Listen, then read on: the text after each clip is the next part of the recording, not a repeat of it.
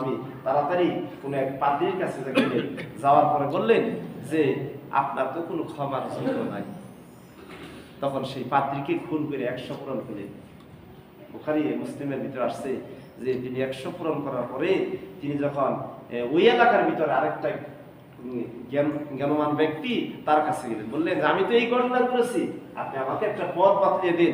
তখন বলছে যে তুমি অমুক জায়গায় একটা লোক আছে, তিনি তোমার দিনের গুরুত্বটা, তোমার দিন বুঝের গুরুত্বটা, তোমাকে হেদায়েতের গুরুত্ব, তিনি তোমাকে নসিহতের গুরুত্ব দিতে পারবে, তুমি সেখানে যাও, তুমি সেখানে গেলে তুমি পথ পাইবে। সুবহানাল্লাহ। লোকটা যখন সামানা নিয়ে রওনা দিলেন, রওনা দেওয়ার সময় তিনি পথের মধ্যে মারা গেলেন। তার উদ্দেশ্য নিয়ত ভালো ছিল যে আমি এই এত খারাপ কাজ করেছি, অপরাধ করেছি, আমি অপরাধ থেকে কিভাবে বাঁচতে পারি। হাদিসে রাসূলুল্লাহ সাল্লাল্লাহু আলাইহি সাল্লাম বলেছেন, যে জায়গায় তিনি মারা গেলেন, মারা যাওয়ার পরে তিনি মৃত্যুর পরেও তিনি ওই জায়গাতে, হাদিস আসছে যে তিনি ওই এগিয়ে যাওয়ার জন্য খামসাখামসি করেছিল, বুক দিয়ে খামসা করেছিল। মৃত্যুর যন্ত্রণা হওয়ার সময় ওই সময় তিনি এগিয়ে জন্য চেষ্টা করেছিলেন। তাফসীরে মধ্যে আসছে এবং হাদিসের কিতাবের ভিতরে আসছে যে ওই সময় ওই মুহূর্তেই মৃত্যু যাওয়ার পরে ফেরেশতা আসে, জাহান্নামের ফেরেশতা, মালিক ফেরেশতা আসছে বলে এই লোকটাকে জাহান্নামে দিবে। আরেকজন ফেরেশতা জান্নাতের ফেরেশতা আনলে বলে এটাকে জান্নাতে দিবে। উভয় ব্যক্তি যখন ঝগড়া করতে লাগলেন, এক পর্যায়ে আল্লাহ পাক রব্বুল আলামিন বললেন যে বান্দার কি হালত, কি অবস্থা, ওই যে তোমার এই বান্দাকে জাহান্নামে দেওয়ার জন্য নিতেছে, এই ভালো কাজ করার জন্য, ভালো নিয়ত ছিল তার অন্তরে, মহব্বত ছিল, তার দিন শিকার মহব্বত ছিল, সে এত অপরাধ করার পরে সে নিজেকে সংশোধন করার আগ্রহ ছিল, আমি একে জান্নাত দিয়ে দিব। বলছে যে তার কোনো ভালো কাজ নাই, এই কারণে আমি জাহান্নাম দিয়ে দিব। আল্লাহ পাক রব্বুল আলামিন বললেন যে দুইটা জায়গা মাপ দেওয়া শুরু করো, মাপানো। যে জায়গায় যাবে, যে জায়গা থেকে রওনা দিছে, রওনা দিয়ে তাফসীরে কিতাবের ভিতরে আসছে, হাদিসের ভিতরে আসছে, যে জায়গায় যাবে ওই জায়গাটা কম আছে, যে জায়গা থেকে রওনা দিছে ওই জায়গাটা বেশি পার হয়ে, যে জায়গায় যাবে ওই জায়গাটা কম আছে। কোন কোন কিতাবের ভিতরে আছে 1 হাত পুরোটাই আছে, 1.5 হাত পুরোটা আছে, 2 হাত পর্যন্ত আছে। যিনি ওই স্থান ত্যাগ করে ওই জায়গা থেকে যে জায়গায় যাবে ওই জায়গাটা অগ্রসর, ওই জায়গাটা কম ছিল, বলা হয়েছে আল্লাহ ফয়সালা দিয়েছে এই বান্দাকে কি করো, এই বান্দাকে জান্নাতে দিয়ে দেবে। সুবহানাল্লাহ। আর আমরা মানুষের অপরাধ দেখলেই চিন্তা ফিকির করি, সমালোচনা করি, নিজের অপরাধ কিরকম, আগে নিজের অপরাধ বুঝি। আল্লাহ কোরআনে বলছেন, ইয়া আইয়ুহান নাফসুল মুতমাইন্নাহ ইরজি'i ইলা রাব্বিকি রাদিয়াতাম মারদিয়া ফাদখুলি ফি ইবাদি ওয়াদখুলি জান্নাতি। আল্লাহ বলেছেন, হে নফসের প্রশান্ত নফসের অধিকারী, তুমি আল্লাহর ইবাদত করো, তোমার মনকে কলুষমুক্ত করো, তোমার অন্তরকে, মনকে কলুষমুক্ত করো, এবং তাহলে তোমার ভিতরে আল্লাহ 16 আনা বরকত এবং সফলতা এসে যাবে। সুবহানাল্লাহ। তোমার ভিতরে সফলতা এসে যাবে। দুনিয়ার জমিন থেকে 5টা কিয়ামতের ময়দানে, হাদিস রাসূলুল্লাহ সাল্লাল্লাহু আলাইহি সাল্লাম বলেছেন, 5টা প্রশ্নের জবাব না দিয়ে বান্দা 1 ইঞ্চি একটা পা সে সরাইতে পারে। তার একটা হইল তোমার জীবন কোন কাজে ব্যয় করছো। 1 নম্বরে তোমার জীবন কোন কাজে ব্যয় করছো, এটা আল্লাহ 2 হালাই দেয়। 2 নম্বরে তোমার জীবনকাল কোন কাজে ব্যয় করছো। 3 নাম্বার হইল তুমি রিজিক কোন জায়গা থেকে প্রাপ্ত হইছো। 4 নাম্বার তুমি যে রিজিক পাইছো সেই রিজিক কোন কাজে ব্যয় করছো। 5 নাম্বার হইল তুমি যে ইলম অর্জন করছো সেই ইলম কতটুকু তুমি সঠিক কাজে ব্যয় করছো। 5টা প্রশ্নের উত্তর কিয়ামতের ময়দানে আল্লাহ নিবেন, বান্দার 1 ইঞ্চি পা সেখানে সরাইতে পারবে না। যে ব্যক্তি 5টা প্রশ্নের উত্তর দিতে পারবে তো বান্দা পা সরাইতে পারবে, সেটা হিসাবের সম্মুখীন হতে হবে। তাহলে আমরা ধরা খাও না, কঠিন ধরা। এই জন্য মৃত্যুর কথা এই জন্য স্মরণ করবো, মৃত্যুর কথা এই জন্য ভাববো, আমি এখান থেকে বাড়ি যাওয়ার সময় আমার নাই। এই জন্য মৃত্যুর কথা স্মরণ করে আমি কি করবো, বেশি বেশি আমি ইবাদত শুকরগুজারি করব। রাসূলুল্লাহ সাল্লাল্লাহু আলাইহি সাল্লাম পৃথিবীতে তিনাকে আল্লাহ পাক রহমত স্বরূপ পাঠিয়েছিলেন। তিনার যখন মৃত্যুর শয্যায় হয় তখন পাশে ছিলেন আয়েশা সিদ্দিকা রাদিয়াল্লাহু তাআলা আনহা, তিনি ঘামতেছিলেন। তখন প্রশ্ন করা হয়েছে, হাদিসের ভিতরে আসছে যে আপনার কিরকম লাগে। কয় যে আমার সবচেয়ে এখন আমার এই মুহূর্তে সবচেয়ে আমার কষ্ট লাগতেছে মৃত্যু যন্ত্রণা। যে মহামানবের এরকম কষ্ট, যিনি পৃথিবী কায়নাতের যুগে সমস্ত সৃষ্টিকুলের মহামানব, তিনি সাইয়্যিদুল মুরসালিন শাফিউল নবীন খাতামুন নবীন ওমর সাল্লাল্লাহু ইল্লাকা রাহমাতুল আলামিন সমস্ত কায়নাতের জন্য রহমত স্বরূপ সেই নবী বলছেন যে আমার এই মৃত্যুর সময় আমাকে কষ্ট হইতেছে, আমার অনেক কষ্ট পেরেশানি হইতেছে।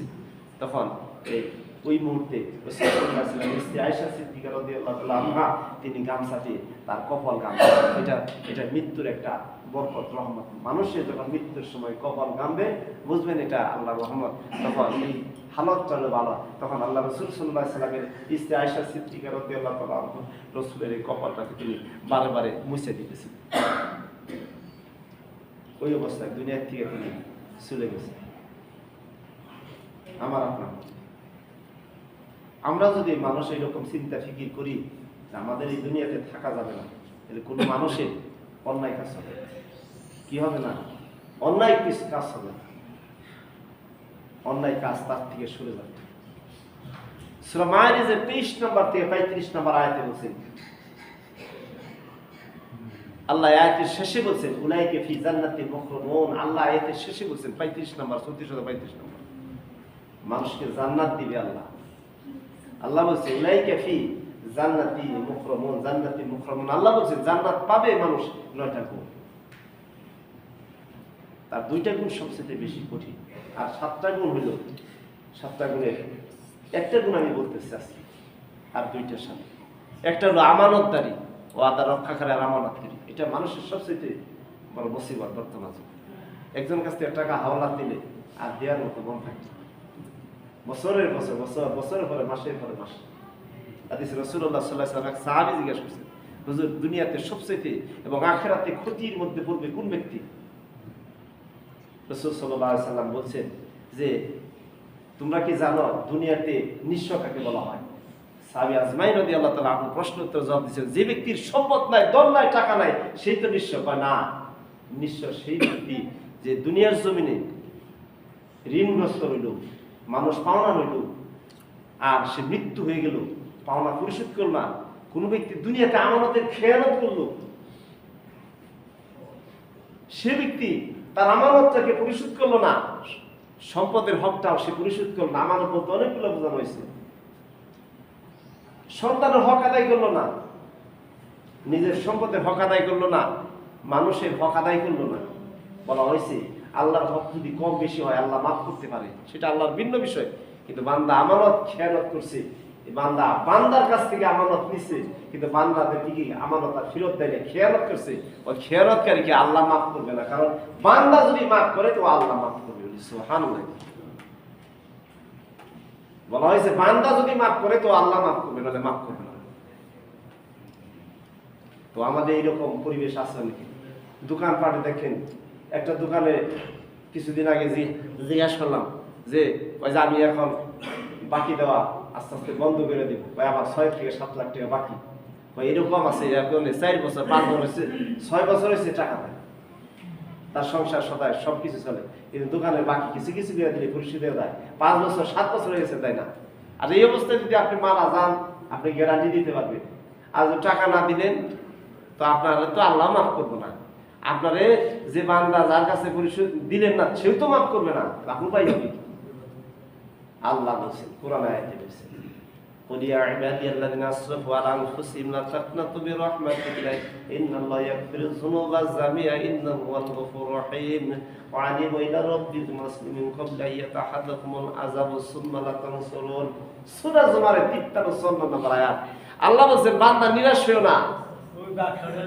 আল্লাহ বলছেন বান্দা নিরাশ হয়ো না, আমার রহমত থেকে নিরাশ হয়ো না, আমি তোমাকে মাফ করে দিব। শর্ত হলো 2টা, তোমার জীবন জীবনের সমস্ত গুনাহ মাফ করে দিব। শর্ত হইলো 2টা, আনিবু ইলা রাব্বিকুম আসলিমু মিন ক্বাবলি আন ইয়াতাহাদাকুম আযাবু সুম্মা লা তানসুরুন। মাফ করব, শর্ত হইলো কি 2টা, একটা হলো আল্লাহর দিকে ফিরে যাইতে হবে, আর একটা হলো মৃত্যু আসার পূর্বে নিজেকে সংশোধন করতে হবে। আজকে আহমদ চলে গেছে দুনিয়ার জমিতে, আহমদ আসবে না। কিন্তু আহমদের কাছে কেউ যদি পাওনা থাকে, আহমদ যদি পাওনা থাকে, তার পাওনাটা তার সন্তানাদের কাছে, তার স্ত্রীর কাছে পৌঁছে দেওয়ার দায়িত্ব, যে না আহমদের মতো আমাকে দুনিয়ার থেকে বিদায় নিতে হবে, আমি থাকতে পারবো না। এই জন্য আমার উচিত যে আহমদ টাকা পাবে, আহমদকে আমি পরিশোধ করে দেই, জমিন বেচে গাছ বেচে। আর আহমদের কাছে যদি পাওনা থাকে তো আহমদের উচিত হবে ওই লাশ কবরে দেওয়ার পূর্বে ওই লাশের তার শরীরটা যেভাবে হোক, যদি কোনো ব্যক্তি পাওনা থাকে তার পাওনা পরিশোধ করে ওই কবরে দেওয়া, এটা রাসূলের আদর্শ। সুবহানাল্লাহ। মানুষ মনে করেন আমার আল্লাহ বানাইছে, আমার এই ছেড়ে, এত সহজ, এত সহজ না। আল্লাহ বলছে জান্নাত দিব তোমাকে, তার শর্ত হইল কি? আমানত। বললাম একটা 9টার ভিতরে বললাম আমানত রক্ষা করতে হবে, আমানত রক্ষা করতে হবে। 2 নাম্বার আসে, আল্লাহ বলছেন কোরআনের ভিতরে বলছেন যে বান্দারে আমার প্রতি তোমার দিলে 16 আনা ভয় থাকতে হবে। সুবহানাল্লাহ। কি দিলে 16 আনা ভয় থাকতে হবে? কি রকম? যে কিরকম ভয় থাকতে হবে? যে আমার বান্দার কিরকম ভয় থাকতে হবে? হযরত মুসা আলাইহিস সালাম বলছিলেন, 2 পক্ষের সংঘর্ষ হয়েছে, নারাই হয়েছে, তো উনি যা করছে কি, ওই লোক 2জন আছে, কইলে আমাদের বিচার করে। তো বিচার করার জন্য 2 পক্ষের একজন বলছে তোমরা অন্যায় কাজ করছো কেন? তো নিজের এলাকার যে লোক, ভাই তুমি তার সাথে ঝগড়া ফেসাদ গেছো কেন, কি জন্য গেছো? তার আস্তে করে থাপড় দিছে। কোরআনের ভিতরে আসছে, তাফসীরের ভিতরে আসছে, কোরআনের ভিতরে একটা আসছে, আস্তে করে থাপড় দিছে, জোরেও দেয় না, কোনো ছোঁয়াইছে, ওইভাবে মাটিতে পইরা মারা গেছে। মারা যাওয়ার পর মুসা আলাইহিস সালাম বলছেন, সেই কিয়ামতের ময়দানে বিচারের দিনে বলছেন যে হে মুসা, তোমার কওমকে তুমি বাঁচাও, তোমার জাতিকে বাঁচাও। ভাই আমার জীবন আমি একটা অপরাধ করেছিলাম, সেটা হলো কোনো এক লোকের সমস্যা সমাধান করার জন্য আমি তার গালে হাত লাগাইছিলাম, হাত লাগানোর সাথে সাথে জমিনে পড়ে সে মারা গেছিল। আর ওই জন্য আমি এখন পর্যন্ত কান্দি যে আমি একটা অন্যায় করেছিলাম, অপরাধ করেছিলাম। তো মুসা আলাইহিস সালাম বললো যে আমি আল্লাহ অপরাধ করেছি, অন্যায় করেছি, আমি একটা নবী একটা মানুষ হত্যা করলাম। হয় না মুসা, তোমার হাতের দ্বারায় তার হত্যা হয় নাই, এটা আমার কৌশল, এটা আমার অবলম্বন। এই জন্য যে আমি দেখতেছিলাম যে তোমার জীবনের এই মৃত্যুর পরে যে যন্ত্রণা, এই ব্যক্তি মৃত্যুর পরে তোমার দিলের ভিতরে, অন্তরের ভিতরে যে যন্ত্রণাটা, তুমি কতটুকু, তোমার যদি এই মৃত্যুর পূর্বে যন্ত্রণা ছিল, আমার প্রতি বয়স ছিল 12 আনা, আর এখন থেকে তোমার এই মৃত্যুর পূর্বে তোমার 16 আনা তোমার দিলের ভিতরে আল্লাহর ভয় পয়দা হয়ে যাবে। সুবহানাল্লাহ। এই জন্য বাবা মরতে হবে সেরকম। 3 নাম্বার হলো আল্লাহর শাস্তি থেকে কেউ বাঁচতে পারে। আল্লাহ বলছেন আমার শাস্তি থেকে কেউ বাঁচতে পারে আমি যদি তার প্রতি রহমত না, দয়া না করি, তার প্রতি রহমত না করি।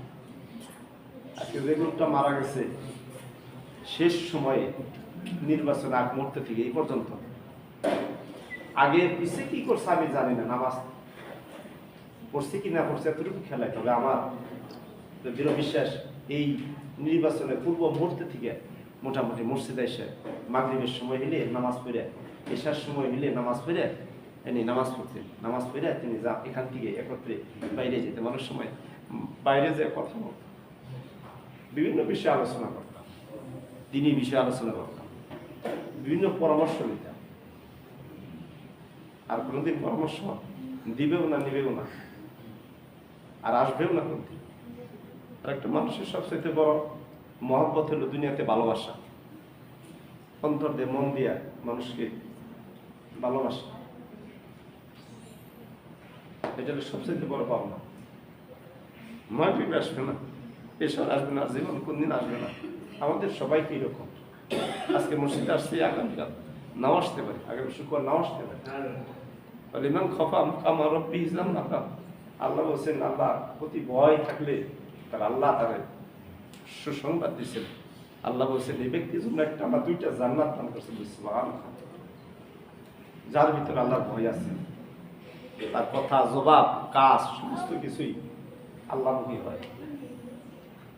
এই জন্য আমরা মানুষ